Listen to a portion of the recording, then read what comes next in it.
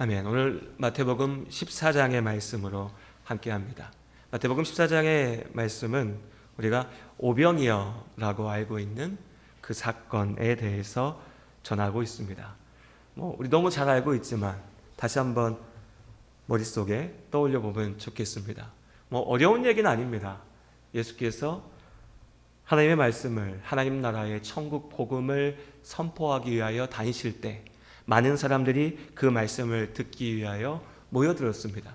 그리고 어느 날 넓은 들에, 빈 들에 예수께서 오셨고 그 자리에 모인 사람들이 주님의 말씀을 그곳에서 들었습니다. 그렇게 하루가 지났죠. 시간이 지나서 저녁이 되었고 그때까지 먹을 걸 먹지 못했던 사람들이 배가 고프게 됐습니다. 줄이게 되었죠.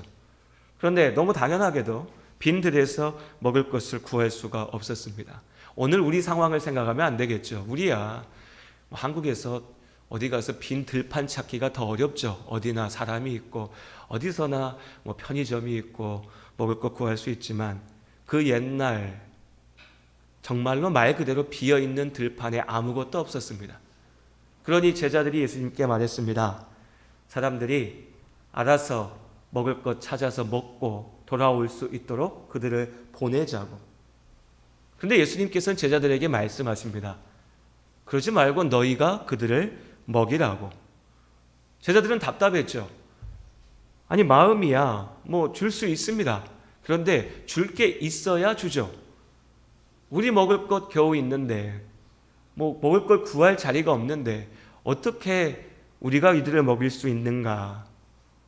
오늘 마태복음 본문에는 등장하지 않지만 요한복음의 말씀해 보면 같은 사건을 전하고 있을 때 그들이 수소문해 보니 주변에 있는 사람들한테 막 물었겠죠. 혹시 먹을 거 있냐고. 찾아보니 떡 5개와 물고기 2마리. 그것이 전부였습니다. 제자들은 그걸 가지고 와서 예수님 앞에 이거밖에 없습니다. 우리 먹을 수가 없어요. 그러니까 예수님 이제 그만하시고 이들을 보내주십시오 라고 할 때 예수께서 그것을 가지고 기도하셨고 그리고 그것들을 나누어 주시니 그 자리에 있는 모든 사람들이 그것을 다 먹고 12바구니가 남았다 라고 하는 것이 오늘의 말씀, 우리가 잘 알고 있는 오병이어의 사건입니다. 자, 잘 알려져 있는 이야기죠. 잘 알려져 있는 사건입니다. 교회 안 다니는 사람들도 하나님 믿지 않는 사람들도 어디선가 들어서 나도 그 얘기는 알아 라고 얘기할 수 있는 성경의 몇 안 되는 이야기 중에 하나입니다. 그런데 그렇게 잘 알려져 있는 만큼 오해도 많은 말씀이기도 하죠. 한편으로는 이 말씀을 듣고 보고 이 기적이라고 하는 것이 불편한 사람들이 있습니다. 하나님 믿지 않는 사람들은 당연히 그러겠죠. 야, 말도 안 되는 소리 하지 마. 그게 무슨 소리냐? 무슨 어이없는 소리 하고 있냐. 그리고 하나님을 믿는다 하는 우리들 가운데도 마음 한켠에 나도 모르게 그런 생각들이 있습니다. 내가 하나님 믿는데, 하나님 살아계심을 믿는데 그래도 이건 조금 이게 어떻게 말이 되지? 예수님이 어떻게 이걸 떼어주셨지? 그걸 어떻게 이 많은 사람들이 5,000명이라고 얘기하죠. 5,000명. 남성만 5,000명, 성인 남성만. 그 당시에 숫자 세는 기준이 그랬습니다. 우리 예전에, 지금이야 그거 다 없어졌지만 예전에 호적이 있었으면 호주 조사하듯이 가정의 가장만 세는 단위였어요. 그러면 어떻습니까? 정확하게 셈을 할 수는 없겠지만 성인 남성만 5,000명이면 여인들과 어린아이들까지 다 합치면 못해도 10,000여 명이 넘는 사람들이 그 자리에 있었습니다. 10,000명이라고요. 10,000명. 말이 쉬워서 10,000명이지 10,000명이 한 자리에 모이면 이 보통 복잡한 문제가 아닙니다. 그 동선을 짜고 건물을 지려고 할 때도 10,000명 들어갈 건물 살려고 하면 어마어마한 연구가 필요해요. 그런데 그 10,000명을 배불리 먹였다. 떡 5개와 물고기 2마리로. 믿을 수가 없습니다. 그러니 나는 이거 믿지 못하겠어 라고 밀어버리든지 이 말씀을, 아니면 애써서 어떻게든 해석해 보려고 합니다. 그 중에 하나가 어린아이가 예수님이 야 우리 이거 여기서 다 먹어야 되지 않겠어? 먹을 게 없다고? 아니야 우리가 할 수 있어 라고 하니까 어린아이 하나가 여기 있어요 라고 내놓으니까 자기 도시락 갖고 나오니까 그때까지 내 먹을 것은 챙겨놔야지 하고 여기다 딱 먹을 거 숨겨놓고 내 거 도시락은 딱 끼고 앉아 있었던 사람들이 부끄러워서 창피해서 내 도시락 하나씩 하나씩 꺼내다 보니까 모두가 먹고도 남았다라고 해석하기도 합니다. 그럴듯하게 들리죠. 우리에게는 이것이 더 이해하기가 쉽습니다. 사회적인 참여로서 이 말씀을 보는 거죠. 하지만 우리가 이해하기 쉽다고 그것이 하나님께서 주신 말씀일 수는 없는 겁니다. 성경 어디에도 그렇게 우리에게 말씀하지 않으십니다. 하나님은 마태를 통하여 마가와 누가와 요한을 통하여 우리에게 이 사건을 분명하게 알리십니다. 우리가 이해할 수 없지만 예수께서 오병이어를 가지고 나누어 주실 때 그 자리에 있는 모든 이들이 먹고 남았습니다. 그렇기에 기적을 믿기 어려워하는 사람들에게 이 말씀은 너무나 불편합니다. 그리고 또 반대쪽에서는 하나님의 기적을, 능력을, 역사하심을 온전히 믿는 많은 사람들이 있습니다. 그런 우리는 이 말씀을 말씀 그대로 믿습니다. 왜 오병이어인가? 왜 떡 5개고 왜 물고기가 갑자기 나오는가? 떡은 떡이라고 표현되어져 있지만 빵이라고 할 수도 있을 거고 떡이라고도 할 수 있을 거고 우리로 치면 밥이라고도 할 수 있을 겁니다. 주먹밥도 될 수 있겠죠. 그 당시 갈릴리 인근에 살던 사람들의 식사였습니다. 밥이었어요. 물고기는요, 소금에 절인 고기요. 요즘이야 밀키트도 나오고 통조림도 다 오래된 거고 이것저것 먹을 것, 변치 않는 먹을 것 많지만 예전에는 그런 게 없지 않습니까? 그러니까 상하지 않도록 소금에 절여서 가지고 다닌 거죠. 갈릴리는 바다라고도 불려졌던 큰 호수였으니까 물고기들이 많았고, 그러니 그 물고기를 소금에 절여서 갖고 다녔던 겁니다. 그럼 이게 뭡니까? 도시락이에요. 도시락. 한 사람 먹을거리 도시락. 그런데 그 먹을거리를 가지고 예수께서 만여 명이 되는 사람들을 먹이고도 남으셨다. 우리 마태복음에 씨 뿌리는 자의 비유를 생각해 보십시오. 그때 뭐라 얘기합니까? 10배, 30배, 50배, 100배의 열매를 얘기하죠. 그 우리의 시선은 30배, 60배가 아니라 100배로 갑니다. 100배, 100배의 축복. 그런데 오늘 오병이어의 말씀은 어떻습니까? 100배인가요? 한번 계산해 보십시오. 한 명 먹을 것, 2명 먹을 걸 가지고 10,000명이 먹었다고요. 1000배, 5000배, 10,000배의 축복입니다. 어마어마한 기적이죠. 그러니까 100배의 축복보다 이 오병이어의 기적이 더 마음에 들어옵니다. 눈에 들어오죠. 근데 문제는 뭡니까? 내 삶에, 나에게는 이 축복이, 이 기적이 일어나는 것 같지 않다고요. 나에겐 일어나는 것 같지 않아요. 하다못해 10배면 30배면 꿈을 크게 가져서 100배면 어떻게도 될 것도 같습니다. 그런데 1000배, 10,000배 가면요, 우리 머릿속에, 여러분 그렇잖아요. 얼마 갖고 싶으십니까? 제가 드리지 못하지만 내년이 아니라 다음 달 6월 1일에 내 통장에 이만큼 찍혀 있으면 좋겠다. 얼마 찍히면 좋겠습니까? 제가 봤을 때 우리 성도님들 대부분은 한 1억만 있으면 좋겠네요 이러실 것 같아요. 소박하시게. 좀 큰 분들은 그래도 한 100억은 있어야죠.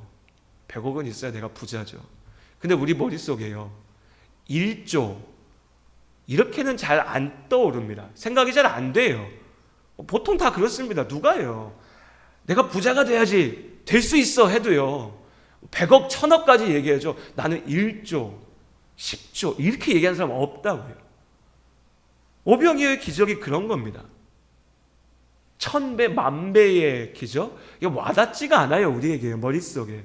그러니까 나는 하나님이 일하시는 것을 믿어 라고 이야기하지만 그 일이 내 삶에서 1000배, 10,000배로 이루어질 거야 라고는 잘 적용이 되지가 않으니까 이 말씀이 우리 가운데 그렇게 확 와닿지가 않습니다. 그러니 어떤 이들에게는 믿기 어려워서 일어나지 않을 일들이라서, 또 어떤 이들에게는 믿기는 하는데 나에게는 일어나지 않을 것 같은 일이라서. 오병이어의 사건을 우리 모두가 너무나 잘 알고 있지만 그냥 그렇게 나와는 상관없는, 저 멀리 어딘가에서 일어날지 모르는, 하나님은 하실 수 있지만 나의 삶과는 동떨어져 있는 이야기로 잘 알지만 또 잊어가고 있습니다. 그런데 그런 것인가? 그렇게 나와 상관없는 이야기인데 예수께서 우리 앞에 이루셨고 우리에게 말씀하시는가?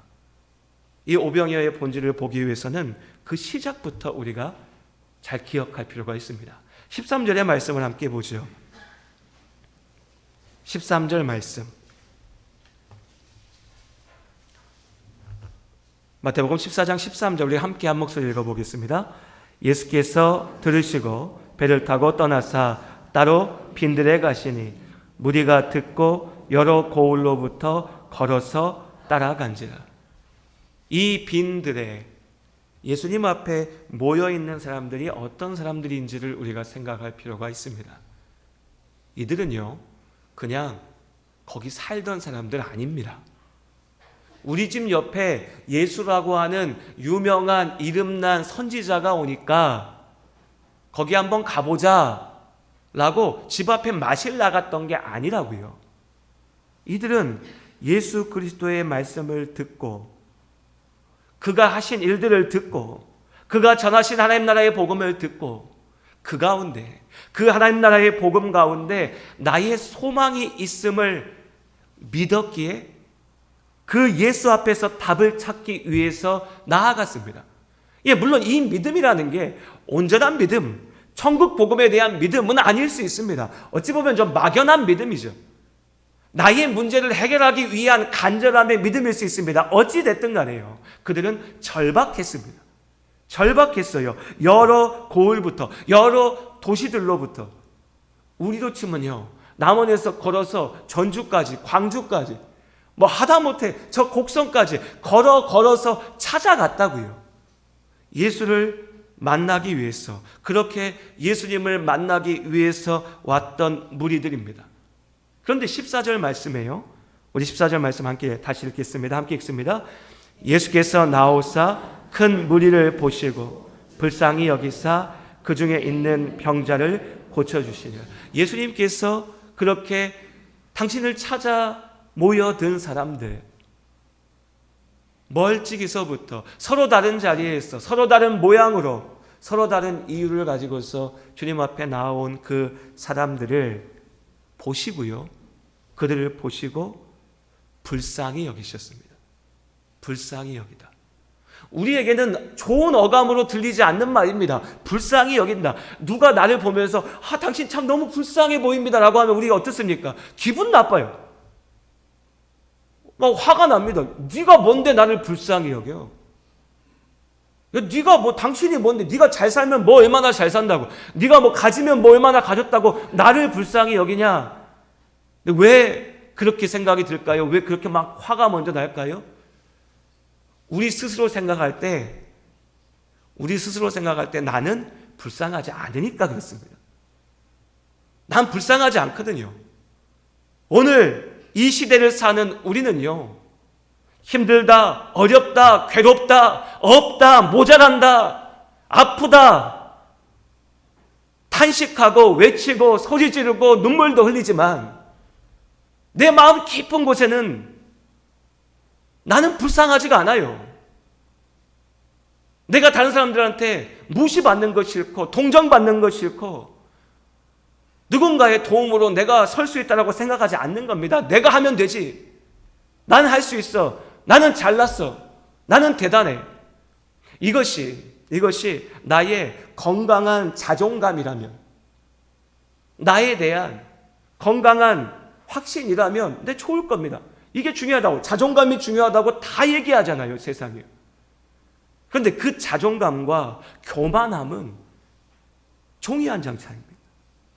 내 스스로도 구별하지 못합니다.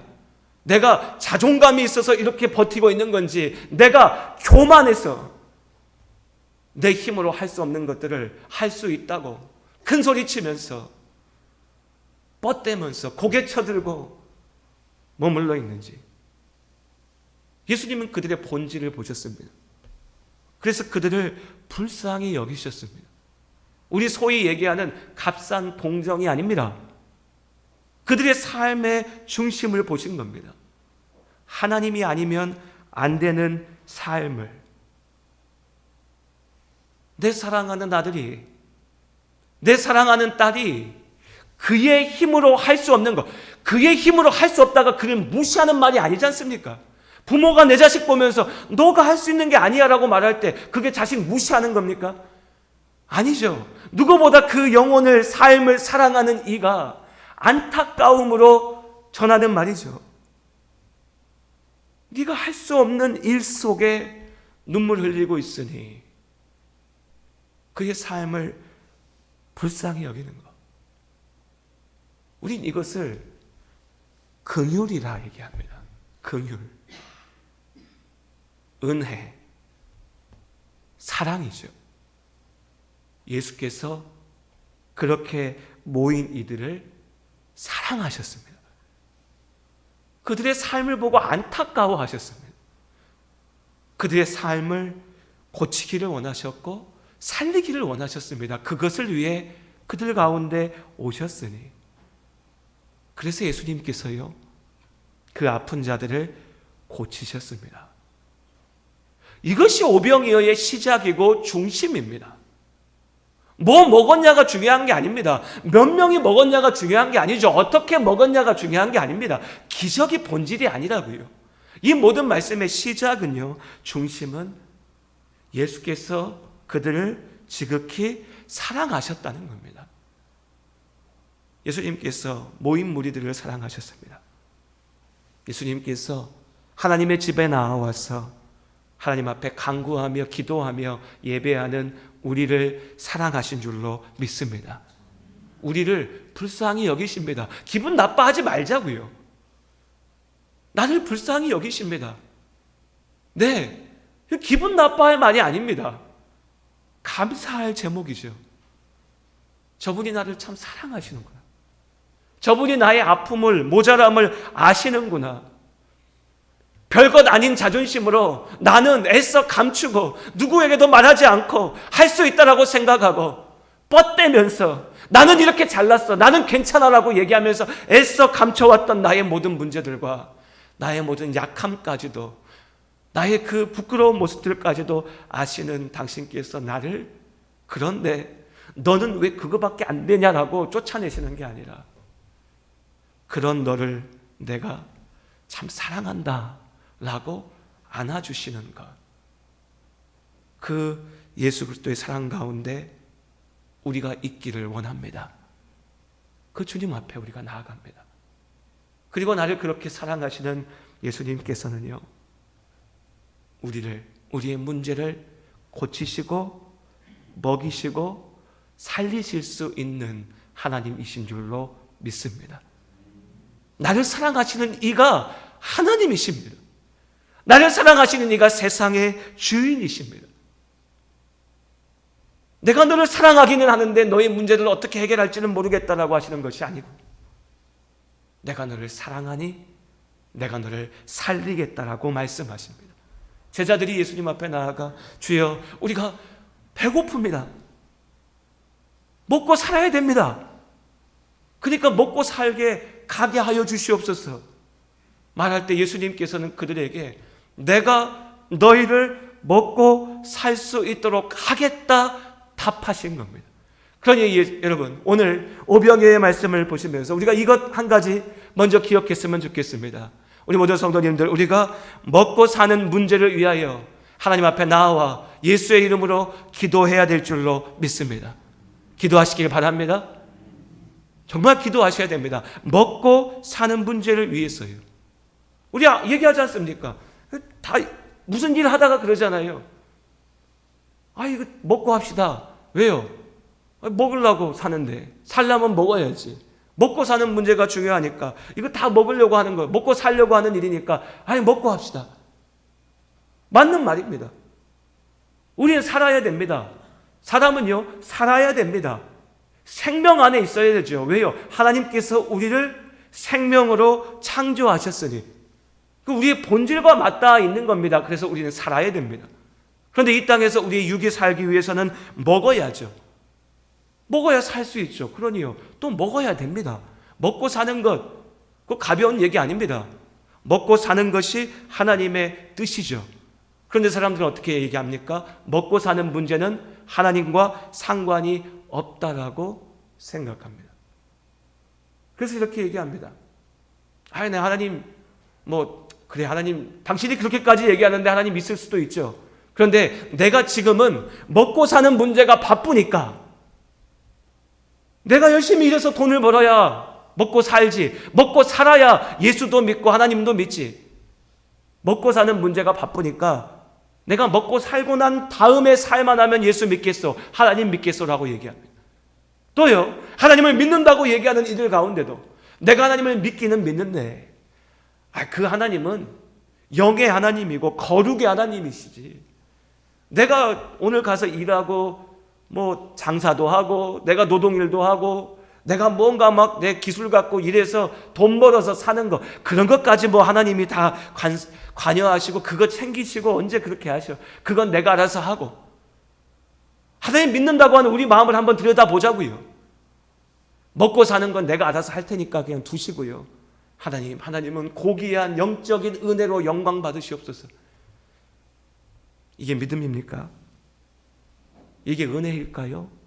아닙니다. 하나님께서 말씀하십니다. 하나님께서 우리를 먹이시는 하나님이신 줄로 믿습니다. 하나님께서 우리를 먹이십니다. 출애굽한 이스라엘을 광야 가운데 하나님께서 만나로 먹이셨습니다. 빈 들에 모여서 하나님의 생명을 구하는 이 많은 무리를 예수께서 오병이어의 기적으로 먹이셨습니다. 우리 저마다의 광야를 살고 있습니다. 우리 인생을 살고 있죠. 내가 알아서 먹고 사는 건 아닙니다. 착각해서는 안 됩니다. 내가 이건 할 수 있으니까 내 힘으로 산다고? 아닙니다. 하나님께서 우리를 먹이시고 우리를 지키시는 줄로 믿습니다. 그 하나님의 은혜를 구하시길 바랍니다. 우리 구체적으로 기도해야 됩니다. 하나님, 내가 이렇게 일하고 있습니다. 이 일자리를 위해서, 내가 만나는 그 일의 사람들을 위해서, 내가 먹고 사는 문제를 위해서, 정말로 여러분 내 통장의 잔고가 걱정이라며, 다음 달을 살아야 되는데 지금 나한테 50만 원, 100만 원밖에 없어서 어떻게 살아야 될지 막막한다며, 믿음은 따로 있고 이 경제적인 문제는 따로 있는 것이 아니라 이걸 놓고 기도해야죠. 하나님, 채워주시옵소서. 살게 하여 주시옵소서. 내 몸을 낫게 하여 주시옵소서. 내 자녀들을 붙잡아 주시고 그들의 길을 인도하여 주시옵소서.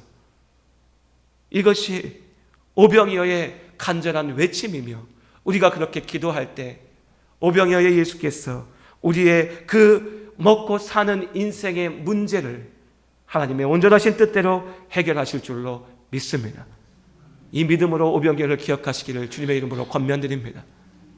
그리고 그 믿음 속에서 우리는 또한 기억해야 됩니다. 하나님께서 보리떡과 물고기로 그들을 먹이셨습니다. 보리떡과 물고기로 먹이셨습니다. 근데 여기서 우리가 도전이 됩니다. 우리는 이 작은 것을 가지고 수많은 사람들을 먹이신 거에 집착합니다. 집중하죠. 1000배, 5000배의 축복에 집중한다고요. 그런데 예수께서 이루신 일은 뭐냐면 그들을 살 수 있게 하신 겁니다.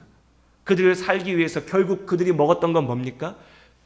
2+1 한우가 아니었습니다. 뷔페 잔치집이 아니었다고요.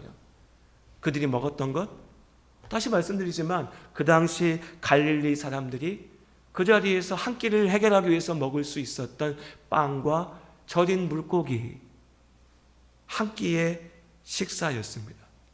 먹고 살 수 있게 하셨죠. 먹고 살기 위해 하나님 앞에 기도합니다. 그래서 또 고민합니다. 먹고 산다는 건 어디까지일까? 내가 먹고 살기 위해서 일하는 건가? 아니면 먹고 삶을 넘어서 어느 순간 나의 욕망을 위해서 살고 있는가? 삶에 필요가 있습니다.